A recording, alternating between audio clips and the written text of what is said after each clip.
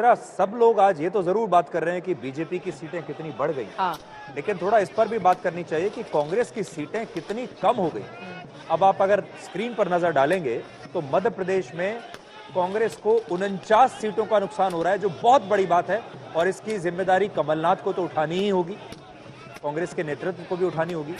छत्तीसगढ़ में अगर आप देखें तो कांग्रेस को छत्तीसगढ़ में 36 सीटें, ये देखिए कितना दिलचस्प है, छत्तीसगढ़ में 36 सीटें कांग्रेस के हाथ से निकल गई हैं और इसीलिए सत्ता भी निकल गई। राजस्थान में अगर आप देखें तो कांग्रेस के हाथ से 27 सीटें निकल गई, कांग्रेस -27 में, और ये कोई छोटी मोटी 5-10 सीटों का नुकसान नहीं है, बड़ा नुकसान है, और इस बड़े नुकसान की भी विवेचना होनी चाहिए। अब सुधीर जी, मुझे लगता है इस बात का भी जिक्र करना चाहिए, ये जो पिछड़ा वोट बैंक को लेकर एक अलग तरह का माहौल, जातिगत जनगणना, इनको क्यों नहीं आगे किया, ये जो जातियों को बांटकर अपनी पॉलिटिक्स को आगे बढ़ाना चाहती थी कांग्रेस पार्टी, ये उसके लिए भी बहुत बड़ा झटका है, क्योंकि माना यही जा रहा था कि ये जो नतीजे हैं वो 2024 को डिसाइड करेंगे कि आगे क्या रहने वाला है। लेकिन आपका ये जो जातियों वाला गणित था, जिसका दांव चलकर कांग्रेस पार्टी जीतना चाहती थी, उसको खारिज कर दिया है यहाँ पर जनता ने।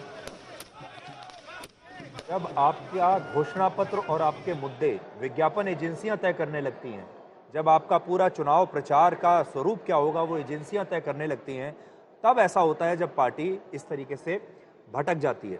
तो ये एक बड़ी बात है। एक और बात आगे बढ़ने से पहले, और वो बीजेपी के साथ साथ इस बार जो जीत है वो है महिलाओं की। देखिए, हर राज्य में महिलाओं की बात हो रही है, और अभी इससे पहले कि हम आपको तीनों राजधानियों में ले जाएं, महिलाओं की जो बात हो रही है, ये एक बहुत बड़ा, बीजेपी ने एक बहुत बड़ा मुद्दा है जिसको उन्होंने पकड़ लिया, और वो ये समझ गए हैं कि अगर उन्हें एक पूरे परिवार को अपने साथ जोड़ना है तो उस परिवार की महिला को सबसे पहले जोड़ना होगा। बिल्कुल बिल्कुल, और इस बात को बीजेपी समझ गई है। और बड़ी खबर इस वक्त आ रही है, राजस्थान विधानसभा के अध्यक्ष सीपी जोशी चुनाव हार गए हैं। बड़ी जानकारी, बड़ी खबर इस वक्त ये निकलकर सामने आ रही है, राजस्थान से ये बड़ी खबर सामने आ रही है। सीपी जोशी पहले भी आपको बताते चले कि मुकाबले में बिल्कुल पीछे चल रहे थे। अभी आज सुबह से जब से काउंटिंग शुरू हुई है, कांग्रेस प्रत्याशी सीपी जोशी, बड़े ब्राह्मण चेहरा राजस्थान के कांग्रेस पार्टी के, वो चुनाव हार गए हैं। हमारे 3 अलग अलग सहयोगी अलग अलग हिस्सों से हमारे साथ जुड़े हुए हैं। नेहा बाथम हमारे साथ मौजूद हैं, हमारे साथ अर्पिता आर्या जुड़ी हुई हैं जयपुर से, और शहीद अंसारी भी हमारे साथ जुड़े हुए हैं। सबसे पहले नेहा, आपका रुख करते हुए, एक तरफ नाथद्वारा सीट से सीपी जोशी को हार का सामना करना पड़ा है, तो आप जहां पर मौजूद हैं वहां पर क्या स्थिति है, क्या माहौल है, जिसके बारे में आप बताएंगी? देखिए चित्रा, माहौल सुबह से बदलता जा रहा है। पहले माहौल था, यहाँ पर बहुत सारी महिलाएं थी जो ढोल नगाड़ों की थाप पर डांस कर रही थी। अब फोकस उधर देखिए माल्यार्पण पर शिफ्ट हो गया है। सीएम शिवराज सिंह चौहान अब से कुछ ही देर यहाँ पर पहुंचे हैं और आतिशबाजी का दौर चल रहा है। ये आतिशबाजी का दौर काफी देर से जारी था, लड़ियां छुड़ाई जा रही थी, पटाखे छुड़ाए जा रहे थे। और ये देखिए, ये एक बोर्ड है, इसमें क्या लिखा है? इसमें लिखा है जनता की पुकार, शिवराज जी लगातार। लेकिन बड़ा सवाल तो यही है कि क्या शिवराज जी एक बार फिर से मुख्यमंत्री बनेंगे या नहीं, क्योंकि उनके नाम पर वो चुनाव लड़ा नहीं गया, ये हम सब जानते हैं। यहाँ पर जो संगीत भी बज रहा है उसमें भी यही है कि एमपी के मन में मोदी है और मोदी के मन में एमपी, यानी कि जीत का श्रेय, जीत का सेहरा पूरी तरीके से मोदी जी को यहाँ एमपी वासी और भारतीय जनता पार्टी का ये पूरा दफ्तर।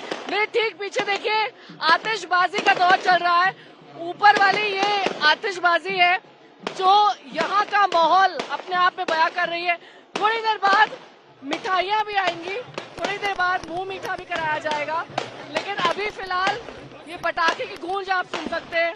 और इधर मैं अपने कैमरा पर नेहा, एक बार मैं ये तस्वीरें बता दूं, मुख्यमंत्री शिवराज सिंह चौहान, बड़े बड़े दिग्गज नेता एक साथ हाथ उठाते हुए दिखाई दे रहे हैं। वीडी शर्मा प्रदेश अध्यक्ष हैं, आप देख रहे हैं शिवराज के ठीक बाईं तरफ खड़े हुए हैं, ज्योतिरादित्य सिंधिया उनकी बाईं तरफ खड़े हुए हैं, नरेंद्र सिंह तोमर केंद्रीय मंत्री दाहिनी तरफ खड़े हुए हैं। तमाम भारतीय जनता पार्टी के दिग्गज नेता इस वक्त इकट्ठा हुए हैं बीजेपी मुख्यालय में भोपाल में। ये तस्वीरें हम दिखा रहे हैं और एक साथ ताकत दिखाने की कोशिश, और यकीनन ज्योतिरादित्य सिंधिया को लेकर भी आप नेहा, जिस तरह की बातें कही गई थी प्रियंका गांधी की ओर से या कल ही दिग्विजय सिंह की ओर से, बार बार गद्दार उनको करार दिया जाता था, तो इन तस्वीरों के जरिए एक बड़ा संदेश देने की कोशिश कर रहे हैं।